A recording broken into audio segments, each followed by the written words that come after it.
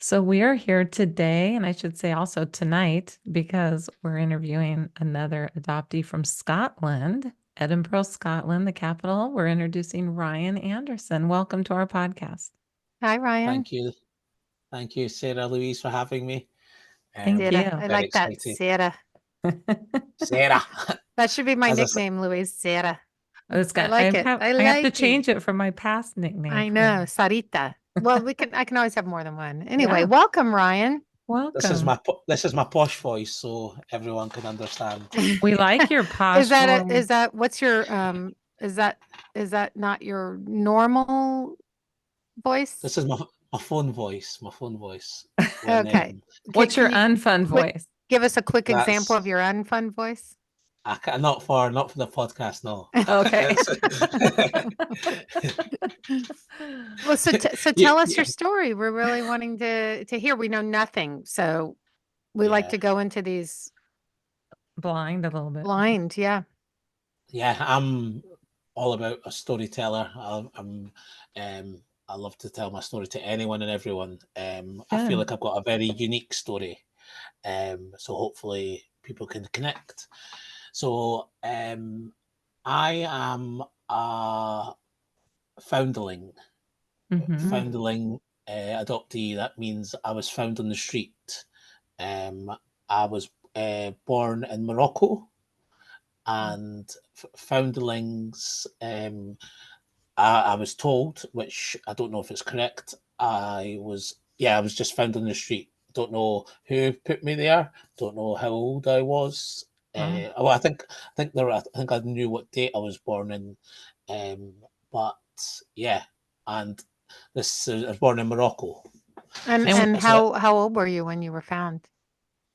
I think I was I have got the birth certificate, which I believe is accurate. So I think I was very unhealthy child when I was born, and I was thankful for the doctors in Morocco that looked after me. But this happens a lot in Morocco back in 1990. 1990. So, and you were how old? Do you I don't guess? know. But I mean, Maybe toddler, or not an infant. Yeah, a week or two old, maybe. Oh, Or okay. Could So you were an could have been infant. could have been a day old. I'm not sure. And on the certificate it says parents unknown. So if a parent is poor, or if a parent has had an affair, they can get in trouble from the authorities, or they're looked frowned upon. So then they just give up their child. So back then this was happening a lot. I believe it was like 30 babies a day in Morocco. Wow. And How this many a probably day? happened. 30 babies a day? Is that what you said? Yeah. Wow. Yeah, we didn't know that. That's But then interesting. this happens all over the world, and maybe even worse in countries like China, India. But Morocco had it quite bad, and it was a little bit of annoying when I've done some research.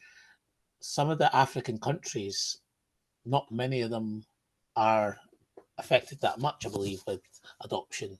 Some countries are, but some not. So it's kind of I felt that quite strange. That is interesting. Is it based on the different religions in each country? I mean, I'm guessing some, some, or but it might be religion, culture. I'm not sure. I was just going to say maybe culture and yeah, certain African countries have more people to help look after babies in their society. I don't know. Yeah, so that was the start of my year. I explained like adoptees. We're like it's like a book, and so there's my first couple of pages blank. Yeah. So the doctors found you and were taking care of you? I don't know who found me. Oh, okay. I believe I was found on the street, and yeah, and so then I went to the hospital, and my adopted parents. I remember I don't know any birth parents, any birth family. Sorry. So my adopted parents, they were living in Morocco. My adopted father's Moroccan, my adopted mum's English. They also had two kids.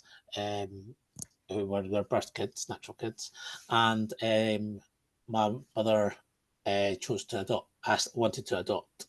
And then my adopted dad was like, we'll choose a boy because a girl, she'll just start her own family. So they went to the orphanage and, sorry, the hospital, and she went, pick the first baby and we'll go. That's what my dad said. And the first baby was a girl. So the next baby was a boy, and that was me. And you can when you adopt in Morocco, it's not a simple process. You have to go to lots of meetings, prove that they were Muslim.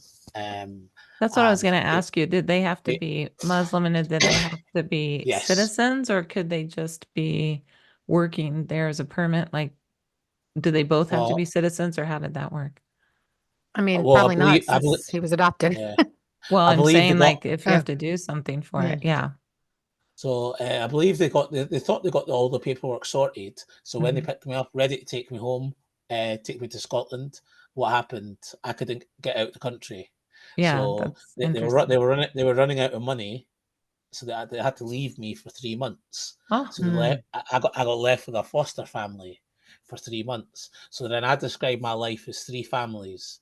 I've got my DNA family, which I'm still looking for. I've got my foster family, the family that looked after me for 3 months, and then I've got my adopted family, and they're based in Morocco and the UK. Ryan, So that's kind of how old were you when you went to the foster family and they moved 3 back to? months. Oh, 3 3 months months. old. So they're only for 3 months. So They looked interesting. after me, so it's not long. And And yeah, then how old were their other children? Yeah. they were teenagers. So I think there's like a Oh, 15 to 20-year age gap. significant age Yeah. gap. Yeah, 15 years age gap. So yeah, so I grew up. So then there's another part called a transracial adoptee. So my adopted mum, she's white. My adopted dad is the same colour as me, tanned, and transnational, moving from Morocco to Scotland. But then also, I wasn't told I was adopted until age 18. So that's another layer, another layer called late discovery adoptee. Yes, you Right, of fill a course. lot of boxes. We've had all of the above on our podcast. Yeah. Yes, so I'm all in a winner.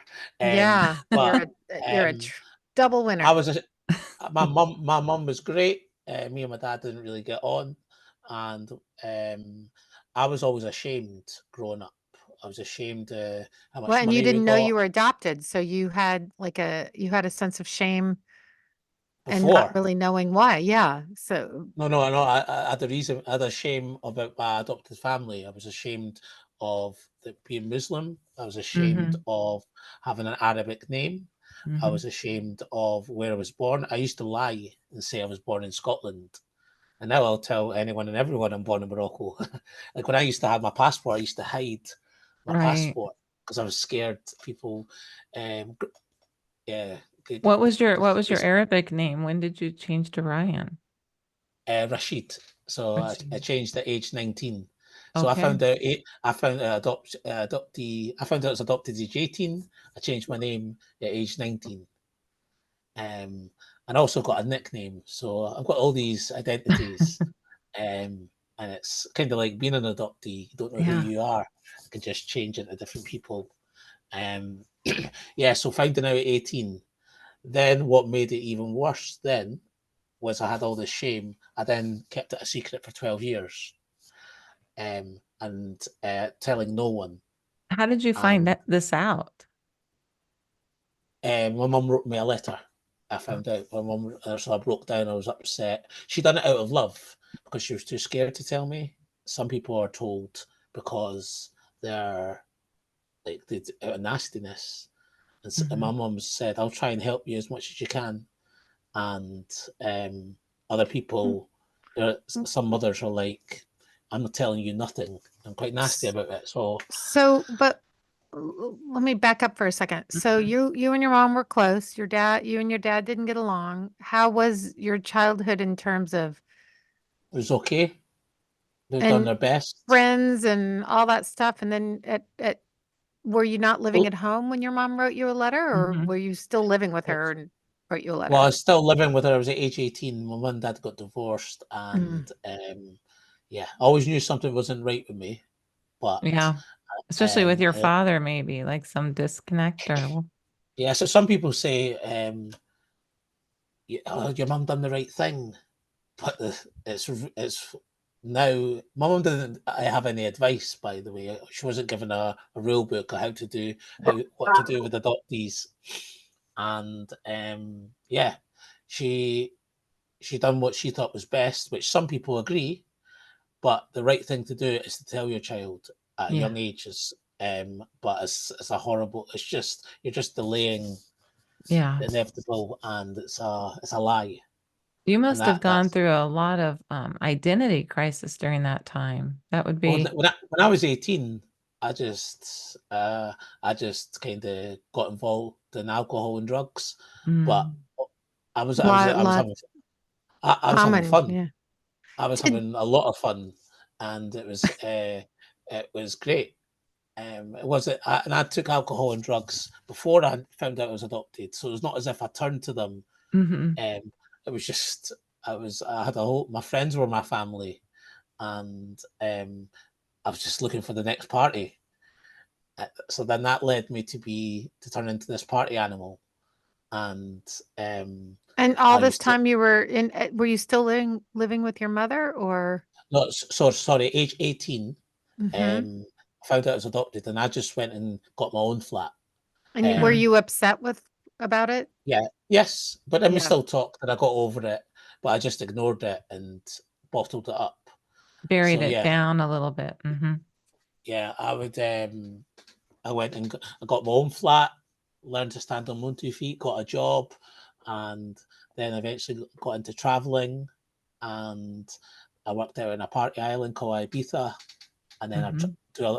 just go holiday and just doing a holiday just to take my mind off my trauma, and the holidays were brilliant. It was fun. There was always drama, Mm-hmm. and um, yeah, that was a distraction. And Okay, I so hated I hated Morocco. I didn't like it Mm-hmm. because I'd keep this secret. Had you But been now, back to Morocco? no. The No. last time I was been back to Morocco when I When, was 10, 9 or 10, mm-hmm. and yeah. So so what so stopped? in the letter, did she tell you you were a foundling and we got you from the hospital? And I mean, did she give Yeah, you, had they ever tried is- to find anything out about where you were from? no, because they didn't have any information. Right, it But was pre-DNA, but thinking obviously. but Mm. thinking hindsight, maybe we could have like tap went to the newspapers back to 30 years ago, or just saying whose baby is this, because it is important that I want to know any information Yeah. about me, and it would be nice if they had that. But if my parents, if my birth family didn't want me to Yeah, they find wouldn't them, have answered that, right? Well, and you don't, but um, who knows? Who knows Right? what the scenario was, you so know? that's the tough part of being an adoptee with the adoptee triad. Adopted Mm-hmm. parents, birth parents, adoptees, we're always last. No one Yeah. Of really course, cares yeah. when we should be number one. Right. Yeah, so that takes me to like partying in Ibiza, traveling the world. Then COVID happened, so that meant I couldn't travel anymore. So that meant I couldn't escape. And So that that meant you had meant to think about your feelings. and I nearly died a few times being on the drugs, I. just getting in some such going unconscious and stuff. Um, and so then I done a year sober, and when I done my Congratulations. years, Yes. this was in lockdown when a lot of people were on alcohol and drugs, and everyone said you should feel better, and I was like, not really, and that was Yeah. because I was doing loads of self development work, and that's when I created a YouTube video. This was in 2021, I think it was, and I released my YouTube video in August the 1st. I remember being very nervous, just going click send, and then posting it, and it went a bit viral in Edinburgh in Scotland, and people were amazed I'm about my sure. story. I told all my friends face to face and my family. Yeah, I was going to let ask them you see it that. first. Yeah. It's a 15-minute YouTube video and then a 20-page story, and I just told everything in there. And so from me doing that, that then got me people approaching me, talking about mental health, talking about adoption, which then led to me to podcasts, to obviously Yeah. leading to me here. And then that moment felt a big weight off my shoulders. So so I understand why people keep secrets, or people don't open up, because I was willing to take that secret to the grave with me, and it feels a bit silly now, but that's how much it meant to me. I Yeah. tried to get therapy in 2019, and I just walked out. I couldn't speak to the woman, couldn't open up. I did speak to two girls once, when I was drunk, and I opened up, and I felt horrible about it. You'd Mm. think, so this is me bottling things up, and then I must have exploded a little bit, told some people it made me worse, when you think that Mhm. should have made me better. But so it's also about opening up at the right time, to Yeah. the right people, the right situation, not when you're drunk. Um, and yeah, then that just kind of took me on this mental health journey, um, which I kind of scream from the rooftops about. I feel like I've got to do as much talking about my story to make up for all the time I've kept my mouth shut in the Yeah. past. So Um, have you and your mother have you talked to her in depth about it? Or you yeah, I've sat her down like a newspaper reporter and been like asking a question after question, repeating the question. Unfortunately, us foundlings, it's another layer of adoption. of Yeah. course. Um, when I go to groups and hear people that they've met their mum, they've met their dad, they've met a sister, I'm looking for anyone, a cousin. The Anybody. highest match, the highest match I've found is a fourth cousin. So you Okay, But so have you the did do the yeah, DNA. That's what yeah, I I've was DNA. done all, wondering. I've done all 6 sites. When people Oh, say, you've "Have you done done it your all. DNA?" I've done them all. But I don't like to tell my story as like a sad story, because I've lived done my best to live a good life, and I'm still smiling, and I'm still trying to I'm still searching, which is difficult, Yeah. and Have you found any search angels to help? they can't help me. They look at my file and say, they, I wanted to But if ask you, with a so fourth yeah. cousin or any, yeah, I don't know. And in yeah, Morocco, do people do often their DNA? Is that popular in Morocco? they Mm. can't afford it. Yeah, No, that's what I it wondered doesn't, if it it was. doesn't exist Mhm. there. It's costs, I don't know how much, at $50, $100 in America.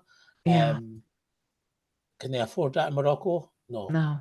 And I don't think the Which companies limits operate there. your help for this. We had this happen with a lot of our people we interviewed from Colombia, and it's just a lot harder because of the DNA situation is a lot different. Yeah. Yeah. And yeah, so this led me on to this mental health path, doing podcasts, speaking to other adoptees, and I've met loads of adoptees, and I'm trying to bring everyone together. And if I tell everyone I'm adopted, so I'm bumping into the street and finding other people who are adopted, I mean, and yeah, it's a whole community. well, we are quite a minority, but Yeah. We are. my attitude is we should all stick together. So if I find out you're Hmm. adopted, I've got your back. Yeah. And yeah, I like to hear their story. And when lots of adopted people are put in a room, these are in these support groups, some incredible conversations that happen. Yeah. And um, it gives people some comfort, because some adoptees, they're not welcome in their birth family, some are not welcome in their adopted family. Um, I do the lucky ones are the ones who are friends with their adopted and their birth family, because there is some good adoptions, but unfortunately there is some bad adoptions as well. Yeah. So I'm quite on the fence. I do see it from both sides, because some adoptees clash where um, some people like to see the positives about adoption, and other people completely hate it. And I understand both sides. But it's very difficult for me being a foundling. Can't relate when people trying to search. I've been to Morocco twice. That's what I was going to ask you, and I wanted to ask if your adopted father, did you ever have this conversation with him after divorce? Yep. He knows nothing. No, but I mean, how is your relationship now? Yeah, we're friends now. Good. Did the secret of your adoption kind of open up that relationship more? Like once it came out, did it help the relationship? No, it's after me having a few scares with drugs. I kind of had the life's too short attitude, and just I was quite stubborn sometimes, and I just want to try and repair any bad relationship I had with anyone. Yeah. But don't get me wrong, I'm still stubborn, and but I'm trying my best not to. I want to try and fix everything, but. Did you have any kind of relationship with your adopted siblings at all? Yeah, they're fine. Yeah, it's we're all quite distant, but my job's my obviously there's an age gap. My my search is so difficult. I know. It's a needle I'm in the sorry. haystack. That's tough. But some days I'm like I'm ready. I'm an adrenaline junkie, so I need see doing the impossible. Yeah. No, I think if anyone can do it, I'm going to guess that you will. It gives me a buzz. So part of me thinks, which some people have said to me, why are you wasting your life searching? Which maybe they're right. I'm guessing these are not adopted people that are saying I would think that too. People that exactly people that are close to me. Right, but not adopt. If they're an adoptee would not say that. No.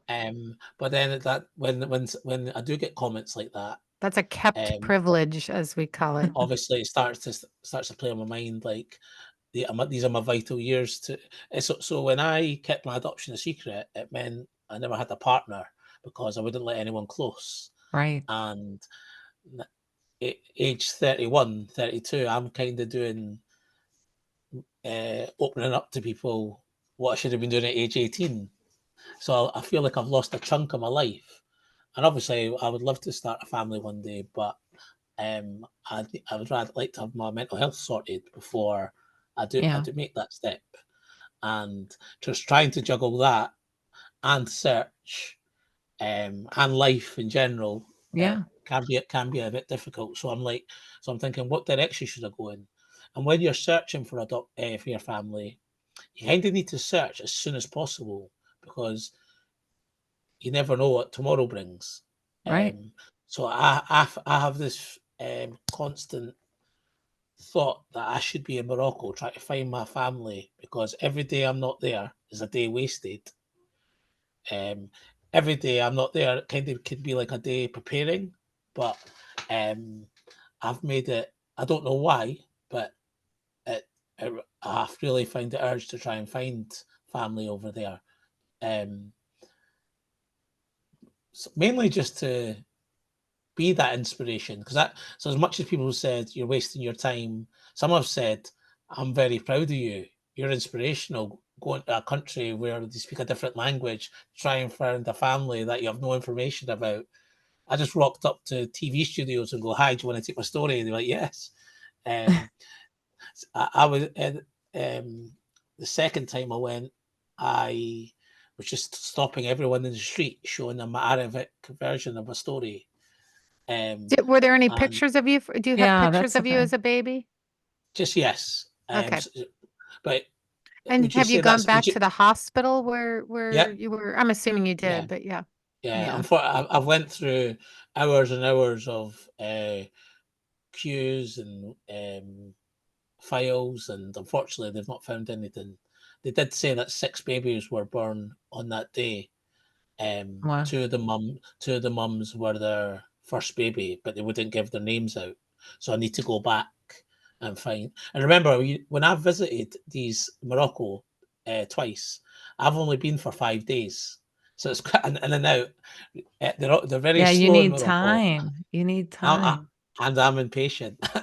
I'm, yeah, so I'm gonna go and see if I can get some of the mothers' names and see if any of them are mine. Well, good. So But, you've got maybe you've got a but, lead. Will you please but if I keep get, us posted on what happens? We want but, if, to hear. but I need to know if I was born in the hospital or not, Well, because I and don't also know. you don't know the story. So there's 2 mothers out of 6. You never know if that was You the never know. story. Yeah. Yeah, so I need to. I don't know if they'll give me that information. Well, Yeah. yeah. But it's Well, just Ryan. as you can imagine, this is quite a draining process. Yeah. But um, I make it my job to try and look after adoptees. I think every city in the world should have an adoptee support group. Well, I Yeah. think, and Because here we have. I mean, I bet if you know, there probably are. There certainly are here, it's in hard this to find country. them. So I actually tried to set one. I did set one up at Christmas, and people were very thankful for turning up. You have a local one now for that? I just set it up myself for the people I know. Right. Um, I think there was like 30 people I know in That's a Edinburgh. lot. And That is a then lot. there's Yeah. only I arranged 3 meetups We're in lucky to get December, like 3 here. Yeah. and I think there was like only 6 or 7 turned up each time, but Yeah. they did find it beneficial. It's Um, important. but We have a group in our area and maybe 6 or 7 show up, but you feel community with it, the people yeah, who can understand you. well, And I go to as many support groups as possible. I feel like I'm a guru. I go to loads of Good. American ones. I go to loads, yeah, all the UK ones, face-to-face ones. Anything that's happening with adoption, I'm like, I want to go because I feel like I try and be a little bit of an advocate Well, because that's there's not. great, Ryan. Thanks for your Yeah, work and your time. And I, we're going to be wondering what happens. Will you please keep us posted about Morocco and well, what you find I'll out? plan to go in the next month or two. Yeah, Okay. because Yeah. obviously Please be in touch with us. the other part is I nearly got kidnapped when I was there, and oh no.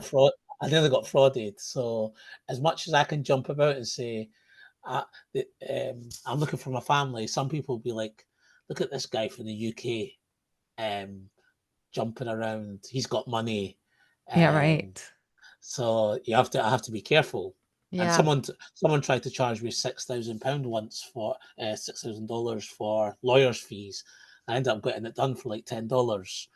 Um, Yeah, so you do have yeah, to be careful because you're looking yeah, for something and people want to take advantage. I have one question before we leave. When you were growing up, did you feel you didn't know you were adopted, but did you feel something was off with your family yes, besides just being like just yes. So something? us adoptees can sense that, yeah. Mm-hmm. So yeah, and it was a shock to the system because everyone thought I had an amazing life, working in Spain, then traveling the world, but really I was just escaping it all.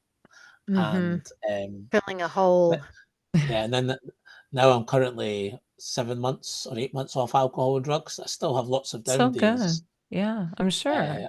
I miss it so much, but I felt like a fraud because I stopped alcohol and drugs for 15 months. Then I went back on them for 18 months, and now I'm off them again.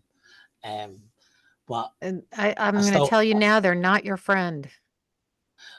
I believe in the word balance because If you can, often people yeah, can't, you exactly know, not because uh, I've if you don't have a I stop button, then it's very hard Uh-uh. to balance. Yeah. yes, yeah. I still go to all the parties sober. I'm still out till 6 in the morning. I think I might be going to a party after this. Okay. But Well, I all right, don't Ryan. I don't my lifestyle doesn't change. I'm just still a happy-go-lucky guy. Drink my coffee and love socializing. I'm just a people person, I think Well, it's and that's neat. great. Yeah, and also that you want to help others and getting your word out there and just well, maybe someone hearing this will know something for you. Somebody to help you Yeah. in Morocco. You never Mhm. know. We have Yeah. never know That's who what I'd might like. hear this. My only chance is if someone from Morocco knows someone and knows someone, Right. Yeah. and just, I call it making noise. Tell my story. Tell my Yeah. story to anyone or everyone who's related to Morocco, and the hope that someone goes, I know something. Yeah.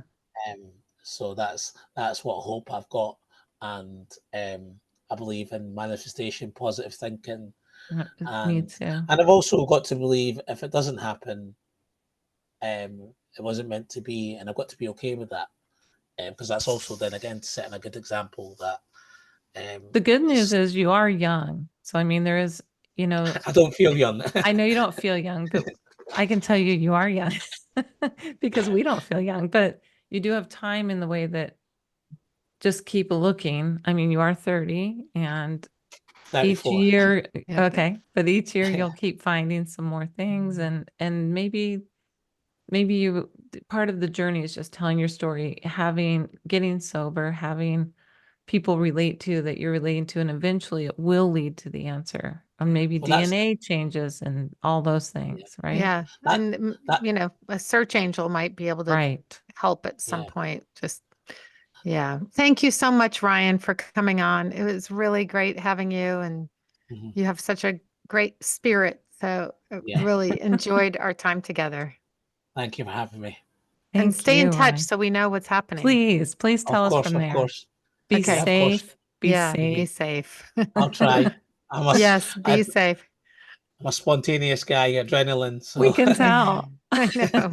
We would have hung out with you many years ago. you sound like my auntie's looking after me. Aw.